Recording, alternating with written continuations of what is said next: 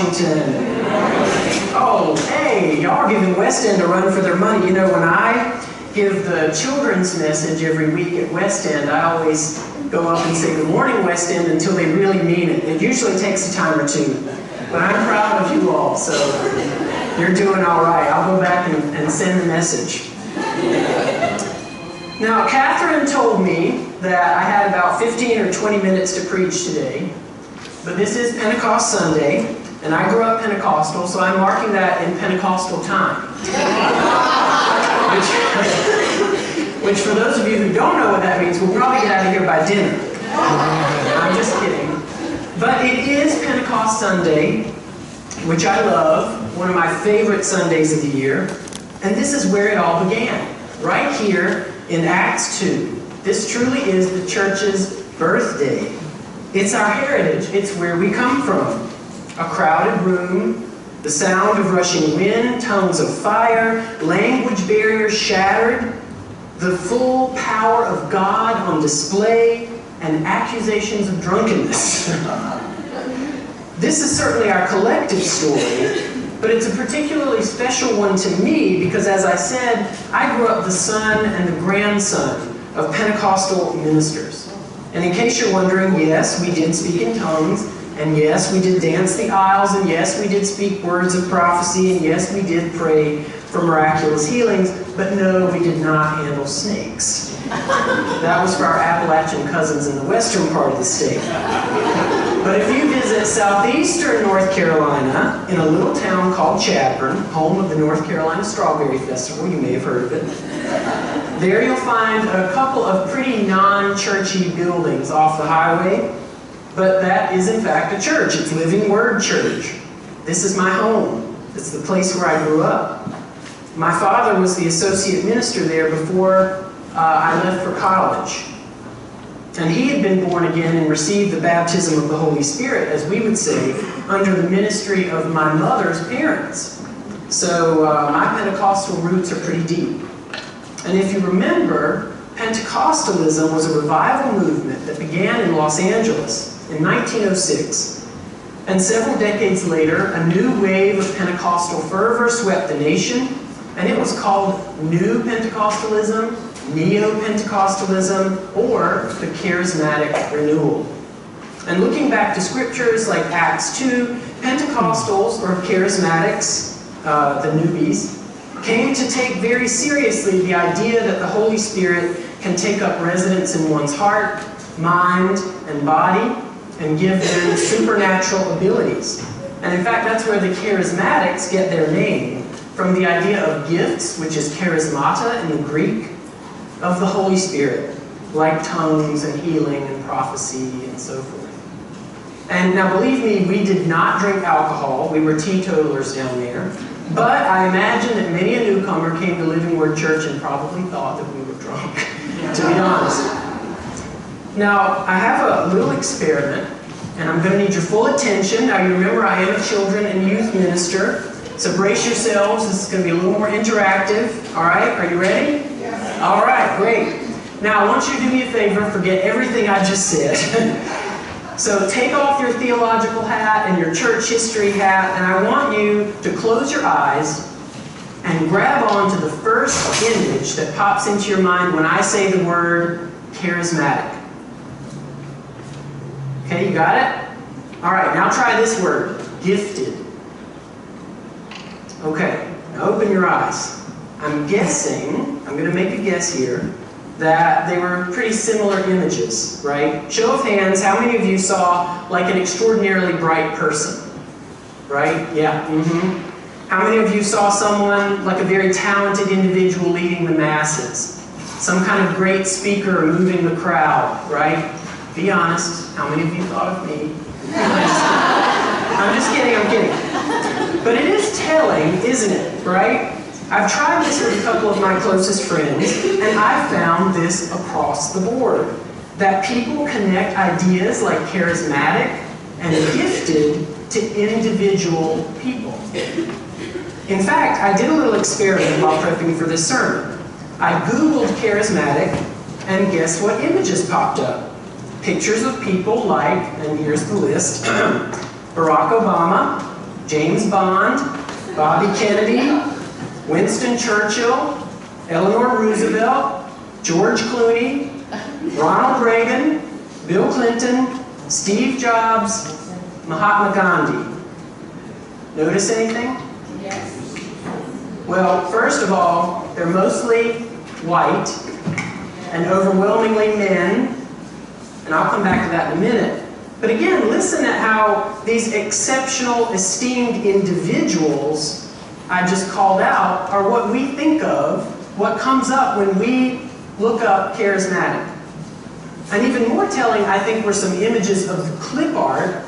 You know those cartoon images that come up?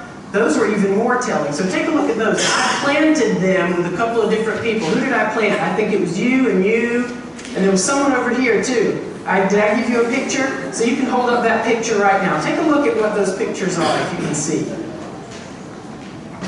Now I have one right here. It's an image of sort of blue people surrounded by someone elevated in a crowd. So this is what we think of when we think about charismatic. That one's very similar. That one had a one man, salt and pepper hair, with a crowd of people around him really listening intently to what he had to say. The same thing here, someone elevated on a platform. And, you know, I think some of you might be asking in your minds, well, what's wrong with this, right? So what, Ian? Why do you have such a bee in your bonnet? Well, first of all, let me say that I'm not disappointed that when you Google charismatic that my community, my religious community, doesn't come up. That's not what I'm upset about.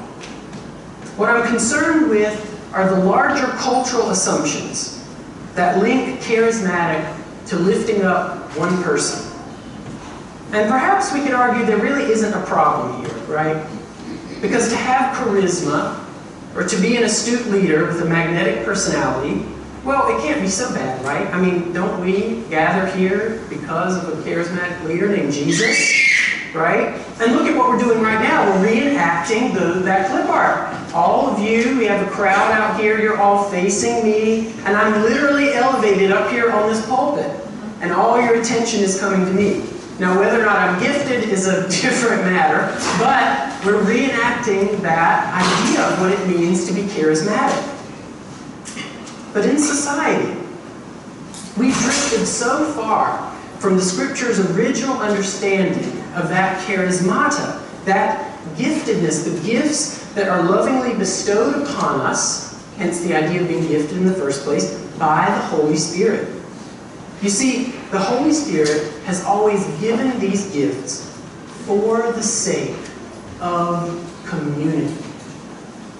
And I think Paul, who talks about these gifts in places like 1 Corinthians and Romans, and you can find some discussion of this in Ephesians as well by a Deutero-Pauline writer, he would be horrified to think that the notion of charismatic in our culture has come to mean individual elevation rather than communal edification.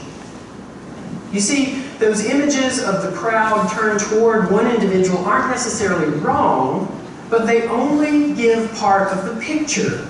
They only give one freeze frame of a much larger, moving communal process where each individual's gifts are put to work and maybe even centered for a time, but ultimately in service of the common good. And sadly, this doesn't always happen, even in so-called charismatic churches, like the one where I grew up.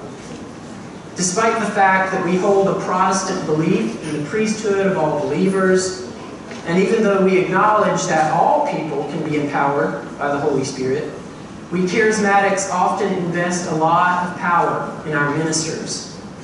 We often create a kind of cult of personality around a single person, and forget about our responsibility to the larger community, and that leader's responsibility to the larger community as well. And in our theology, we often tie material individual comfort and success to God's favor, instead of remaining true to the gospel's understanding of prosperity, which is not at all about personal accumulation, but rather tied always to the flourishing of our communities. Just continue reading in Acts chapter 2, a few verses down from where we stopped today, and you'll find that it says this, and I'm quoting, "All who believed were together and had all things in common. They would sell their possessions and goods and distribute the proceeds to all as any had need." You see, you'll see that they were deeply concerned with the goodwill of all the people.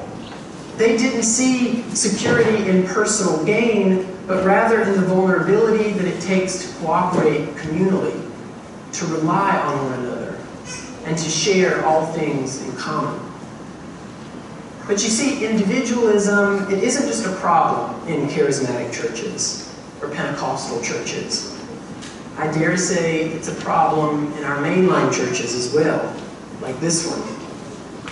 You know, even though I haven't been a member of a charismatic congregation since high school, I'm still guilty of treating the church like it's only a place to soothe my spirit, to heal my personal aches and pains, like a place for the quick fixes of my problems. And I know I'm not the only one. Frankly, this hyper-individualism and materialism, they're deep sicknesses within our society at large. Just take a glance at the headlines. We worship material acquisition, and we elevate those among us who have acquired the most.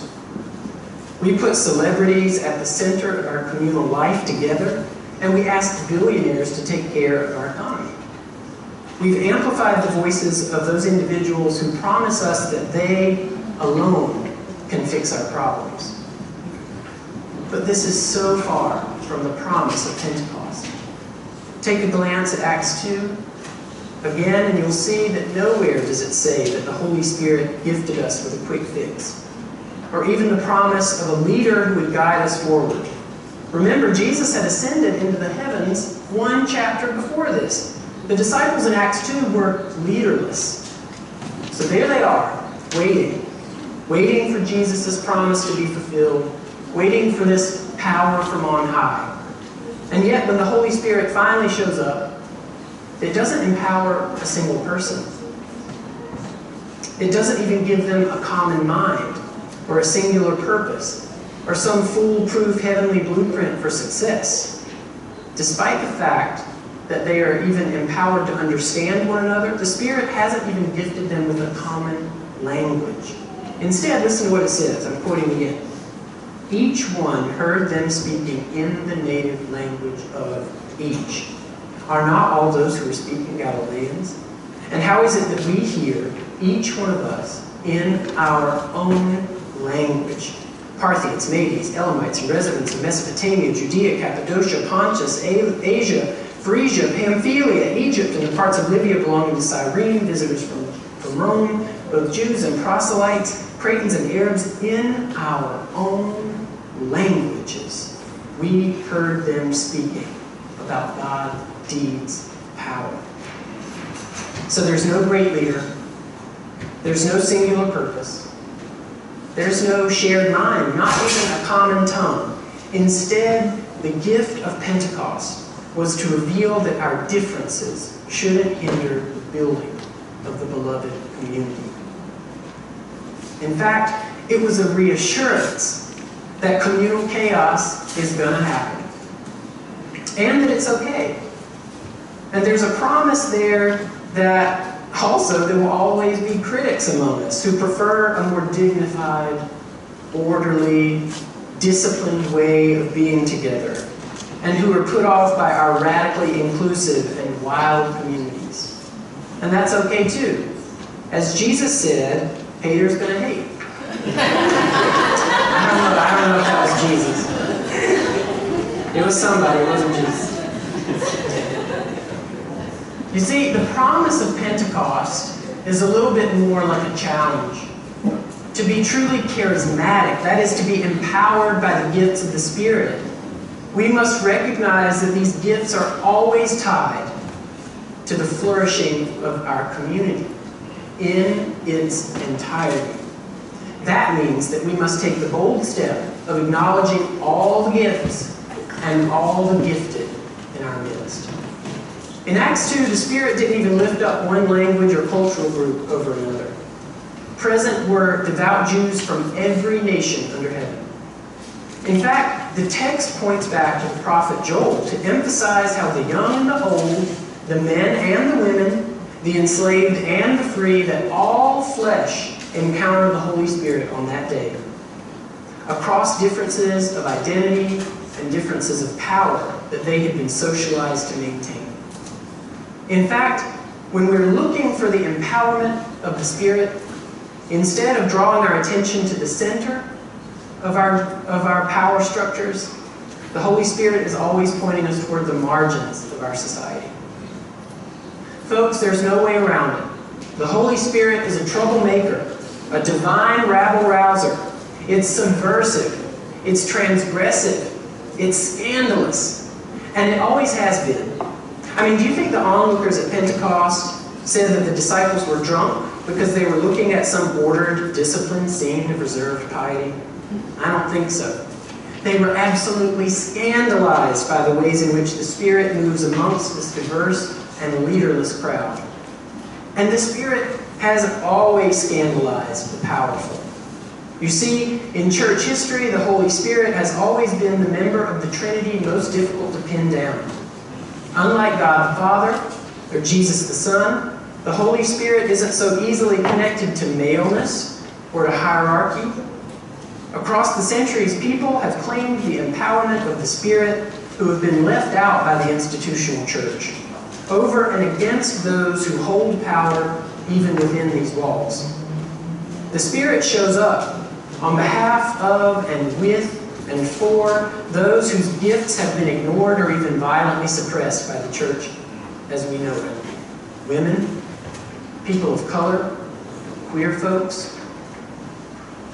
So the question before us today is, will we claim this as our heritage? On this, the birthday of the church, will we again pick up this mantle? Will we rise to the challenge of Pentecost? The Spirit gives us a means of creating a common life together. And not in spite of, but in harmony with our individual eccentricities and our cultural particularities. But not by designating a single voice or group of voices to drown out our differences, but through empowering all of us, unique as we are, to contribute to a communal understanding of the common good. If you travel through the city and you take a look at all the stained glass, look and see how many times the church portrays the Holy Spirit like a dove. Peaceful, tranquil, tame.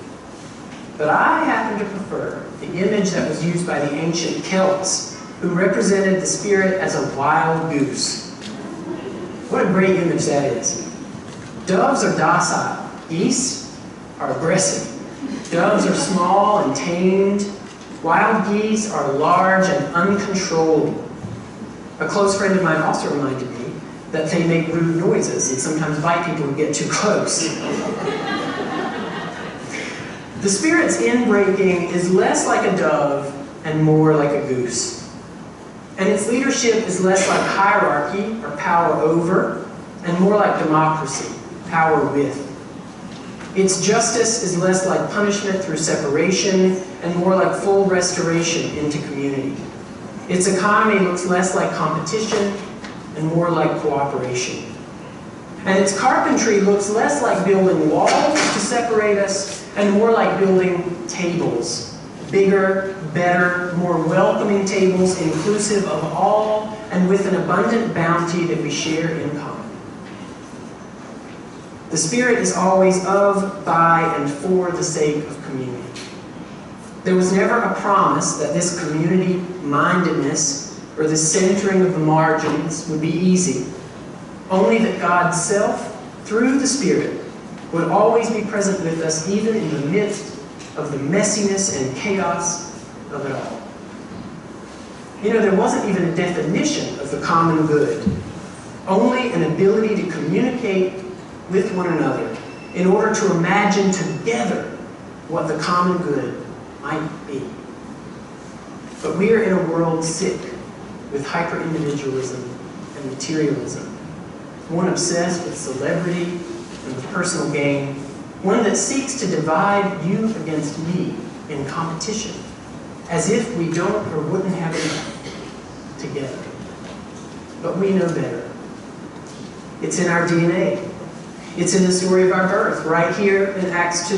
This is our heritage. And I believe that the world needs the witness of this kind of church now more than ever. May we all rise to the challenge of Pentecost together. And remember that the Spirit's most important gift to you and to me was us, all of us. May it be so. Amen.